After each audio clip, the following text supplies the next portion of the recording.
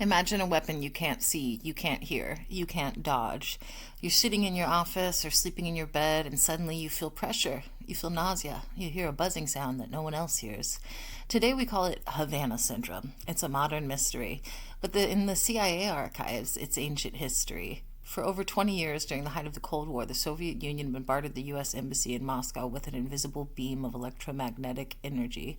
The U.S. government knew it. They gave it a code name, the Moscow Signal, and instead of stopping it, they studied it. They launched Project PANDORA to answer a terrifying question. Can you use invisible waves to control a human mind or just cook it? We have the documents, we have the biological effect reports, we have the voice-to-skull files. Welcome to the era of silent weapons. The story begins in 1953. U.S. security technicians at the embassy in Moscow were doing a routine sweep for listening devices.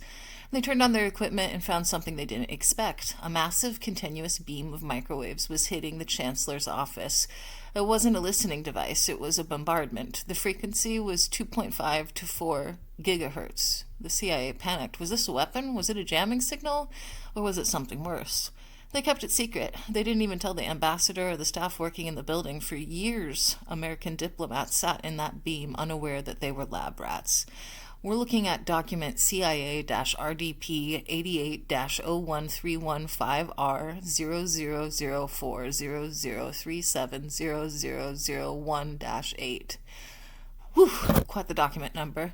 This document acknowledges the Moscow signal. It discusses the levels of radiation. While they claimed the heating effect was negligible, the neurological effect was the real concern.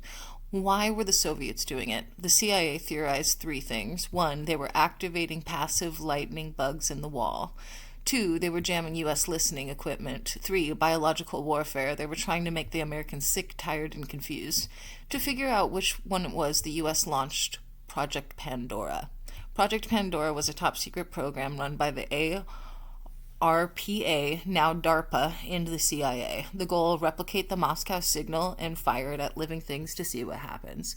We have a declassified memo titled Project PANDORA Initial Test Results. Document CIA RDP 78B0516780003 00160001-6. They weren't just looking for burns, they were looking for behavioral changes. In one experiment referenced in the files, scientists exposed chimpanzees to the exact same signal hitting the Moscow embassy.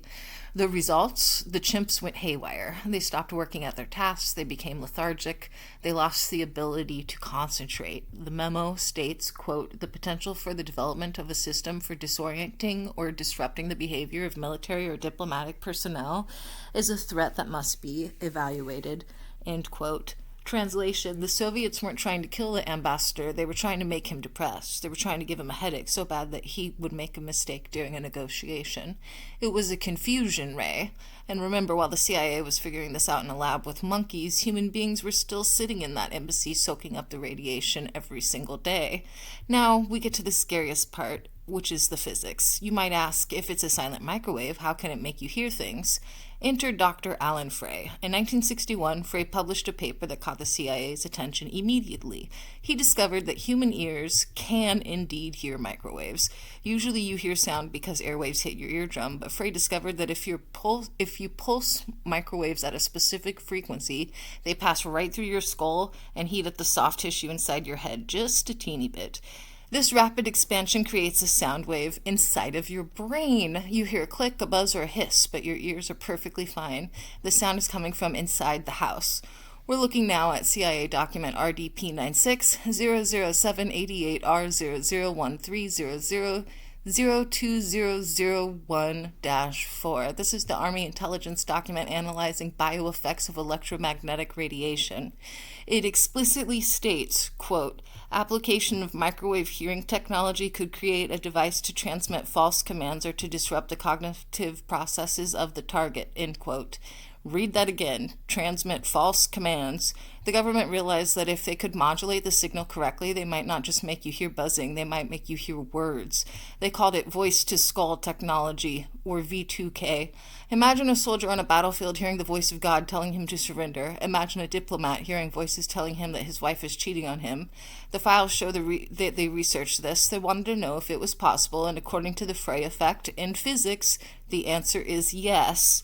While the CIA was looking at waves from the outside, another researcher funded by the government was putting the chips on the inside. We have to talk about Dr. Jose Delgado. Delgado was funded by the Office of Naval Research in the CIA.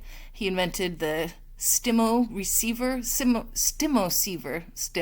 I think that's how you pronounce it, STIMOCEIVER, a computer chip implanted in the brain that could be controlled by radio waves. His most famous experiment involved a bull. He put an implant in the bull's brain, and he stood in a bull ring. The bull charged him. Delgado pressed a button on the radio transmitter, and the bull stopped cold. It turned around and walked away. Delgado wrote a book titled Physical Control of the Mind Toward a Psycho-Civilized Society. He testified to Congress. We have the transcripts. He told them, quote, "Man does not have the right to develop his own mind. We must electronically control the brain. Someday armies and generals will be controlled by electric stimulation of the brain," end quote. This isn't a conspiracy theory villain. This was a Yale professor funded by U.S. intelligence. The connection to the silent weapons is clear.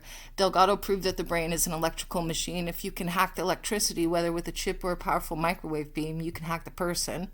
The CIA files on Pandora and Delgado converge in one terrifying conclusion. The human mind is not a fortress, it's a receiver. And they were trying to build the best transmitter. So let's bring it back to today. When you hear about Havana Syndrome, spies hearing crickets, getting dizzy, suffering brain damage, the government acts like it's a new baffling phenomenon. But looking at these files, we know it's not new. We have the Project PANDORA memos from 1965. We have the Frey Effect papers from 1961. We have the Moscow signal radiation data. The CIA knew 50 years ago that microwaves could cause disorientation, behavioral disruption, and auditory hallucinations. Why did they keep the Moscow signal secret from their own staff for so long? Because if they admitted the Soviets were doing it, they would have to admit that we were studying how to do it too. They treated their own diplomats as the control group in a massive silent experiment. We have walked through the physical with the Yeti, the mental with MK Ultra, the magical with psychotronics, and now the invisible silent weapons. But there is one set of files we haven't touched, the files that deal with the end of the world. Next time we're going to be cracking open the CIA's Adam and Eve story. We are going to read the declassified book censored by the CIA that claims the Earth undergoes a catastrophic pole shift every 1,000 of years, wiping out civilization in one day. It's the government's classified theory on the apocalypse.